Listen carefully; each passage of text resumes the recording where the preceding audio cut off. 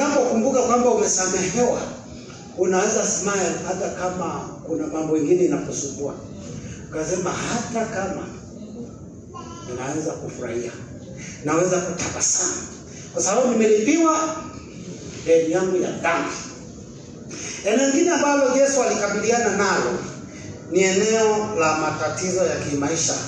Alichukua umasikini wetu na akatupa utajiri.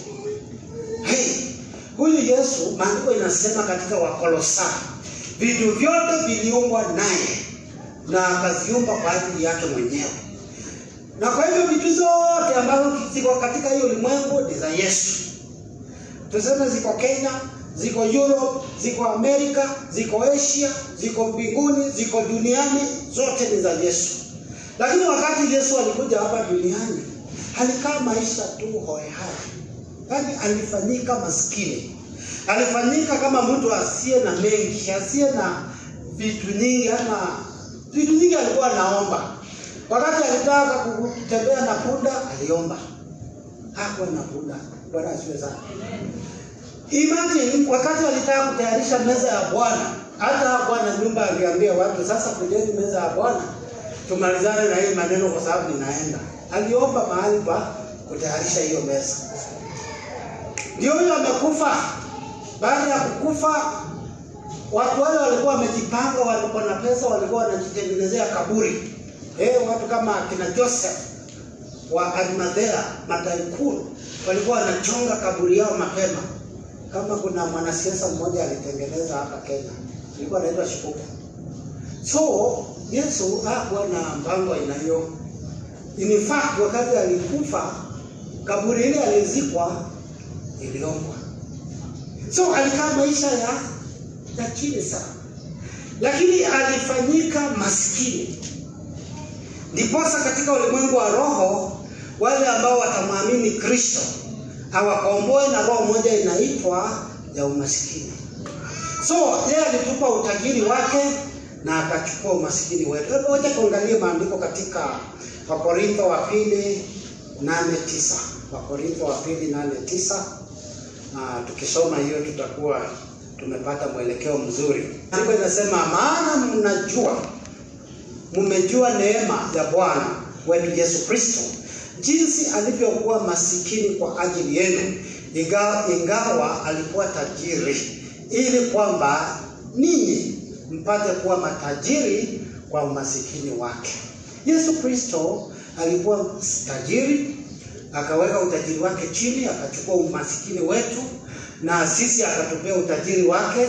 Na hii maneno ni ya kiroho sana, kwamba kuna watu wengi ambao wanasema Paulo alikuwa anaongea kuhusu mambo ya kiroho, lakini sio kiroho peke yake. Hata katika ulimwengu wa kimwili, Shetani anatumia umasikini kama silaha moja ya kudunisha maisha ya watu. Do you know, kuna watu hawakusoma vizuri na wangekuwa watu wakuu sana katika maisha kwa sababu hakukuwa na rasilimali. Unajua hiyo? Kama unajua hilo sema amen. Amen. Hiyo ni point. Number 2. Kuna watu ambao walikuwa na uwezo wa kutimiza mengi katika maisha yao. Kwa maana walikuwa na ndoto nzuri, walikuwa na uwezo mzuri, lakini kwa ajili ya kukosa rasilimali hawakuishia popote, waliishia tu chini. So this area ni area ningetaka Mungu atusaidie tuweze kufunguka macho. Kwa maana mahali ambapo injili haijahubiriwa vizuri, hata ukiangalia tu unaona kuna roho ya umasikini. Na umasikini saa zingine hata sio kukosa resources. Kuna watu wako na resources lakini akili zao zimekandwa na shetani, hawawezi kujisaidia. May the Lord open your eyes. Amen. Mungu afungue macho yako. Amen.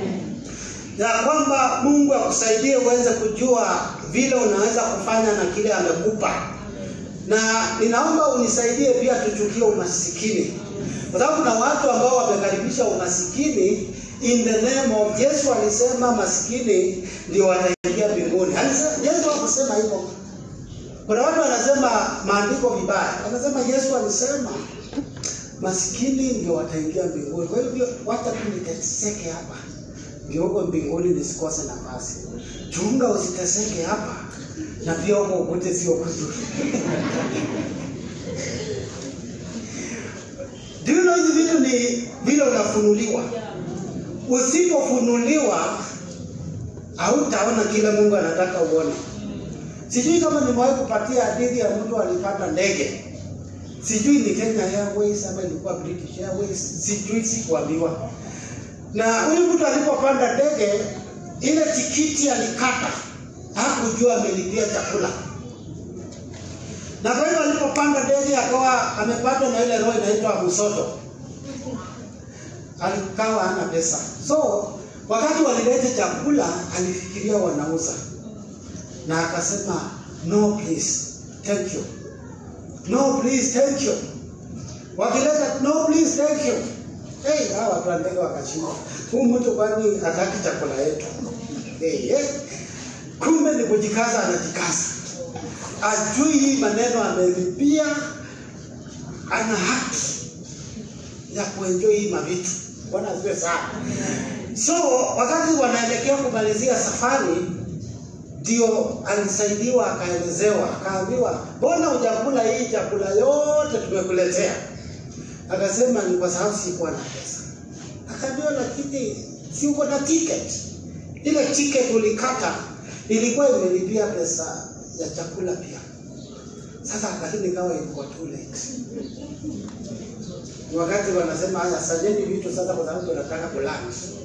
Kila mtu akae chini vizuri na aweke mkanda. Anasema ni maneno gani? So pia katika maisha ya wokovu kuna vitu Yesu ametununulia. Kuna vitu Yesu ametulipia. Na ninaomba Mkristo ambaye unanisikia usikose kunufaika nazo. Kwa maana ni zako. Tusifike mbinguni Mungu akwambie hata hii ilikuwa yako. Joseph akwambia hii ilikuwa yako. Kwanza kusema turudi tena duniani. Unajua itakuwa late. Ndio shida sasa na vile nilijikasa. Vile nilitaka maisha yako kung'ang'ana. Na kwa hiyo inaanza kwa kuelewa. So ukipata revelation, ujue Mungu amekuita ukue nani, ndio unaanza kuwa na understanding. Maombi yako itakuwa na understanding. Maombi yako itakuwa na revelation. Ukiomba utakuwa unajua haki yako ni gani kama Mkristo, kama mtu wa Mungu. Na tunapoongea kuhusu utajiri ama baraka, tunasema baraka zile nzuri za Mungu. Do you know kuna watu wako na baraka nyingi lakini hawana amani, hawana nani, hawana appetite, hawana peace.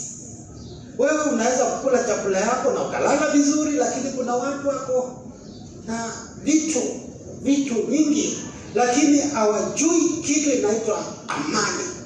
Sasa hiyo sio baraka hiyo. Hapo kuna shida. Tunasema hata kwa ile udogo, kwa ile kidogo Mungu amekupa, ikupatie amani. Amen. Unalala mpaka unaota ndoto za mbinguni. Unaota mpaka unasikia Mungu akiongea na wewe. Amen. Na unakaa vizuri bwana. Dada ukivaa hiyo kitenge yako, tunajua umetokelezea. Hata kama una senti nyingi sana. Ndugu yangu, Bwana asiwe sana. Ndugu, Bwana asiwe. Yaani tu ile Mungu amekusaidia nayo, ukijienjoy nayo unasikia vizuri. Ni kwa maana Biblia inasema baraka za Mungu zinaleta utajiri na hazileti majuto. So Mungu akusaidie usikae chini ya matarajio yake. Nilielezea kuhusu maeneo ambayo inatawaliwa na shetani na vile inadhihirisha roho ya umaskini. Niliuliza hii swali na sitauliza watu wa that service kwa sababu sitaki kuleta shida. Nilikuwa nimeuliza watu wangapi walienda kwa mganga, lakini nikawaambia wasiinue mkono. Na hata kama wako usiinue mkono, kwa sababu huko sio mahali kuzuri. In fact, kama unaenda huko, endelea kutubu tu, mwambie Mungu nisamehe. Ni kwa sababu hiyo ni territory ya shetani. Hiyo ni territory ya ibilisi. Na mimi sijawahi enda na ninashukuru. Kama niliwahi enda labda nikiwa sijazaliwa, lakini niliuliza historia nikaambiwa sikupelekwa. Na nashukuru kwa hiyo. Na sina mpango wa kwenda huko. Sasa wale wanaenda huko, mimi wanachukua nafasi kuwauliza maswali. Mkienda huko mlipata nani?